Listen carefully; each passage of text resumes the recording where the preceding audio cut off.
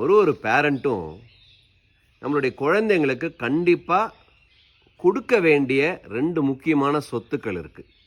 நான் சொல்ல போகிறது பணம் காசு சொத்தெல்லாம் கிடையாது. ஏன்னா நீங்கள் உழைக்கிறீங்க, நீங்கள் சம்பாதிக்கிறீங்க, அனுபவிங்க, அதை கொடுக்கறது எல்லாம் நல்லது. ஆனால் அதையும் தாண்டி 2 முக்கியமான சொத்துக்கள் நம்மளுடைய குழந்தைங்களுக்கு ஒரு பேரண்ட் கொடுக்கணும். நம்பர் 1, நிறைய புண்ணியத்தை நம்ம சம்பாதிச்சு அதை அவங்களுக்கு கொடுக்கணும். நீங்கள் யோசிப்பீங்க எப்படி புண்ணியத்தை கொடுக்க முடியும்னு. நம்மளுடைய பெரியவர்கள் நிறைய தடவை சொல்லியிருக்காங்க, முன்னோர்கள்.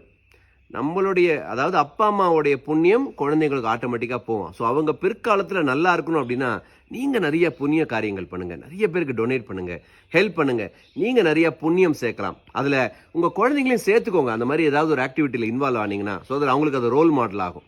நம்பர் 2, குழந்தைங்களுக்கு ஏதாவது ஒரு விதத்தில் ஆன்மீகத்தை கொஞ்சம் கொஞ்சமாக கொண்டு வாங்க. உங்கள் குடும்பத்துக்குள்ளே ஏதாவது ஒரு விதமான ரிலீஜியஸ் ப்ராக்டிஸ், ப்ரேயர், பஜன், இல்லை ஏதாவது ஒரு விதமான ஒரு ஸ்பிரிச்சுவாலிட்டியை உள்ளே கொண்டு வந்தீங்கன்னா ஆட்டோமேட்டிக்காக குழந்தைங்களுக்கு அது புரிய ஆரம்பிக்கும்.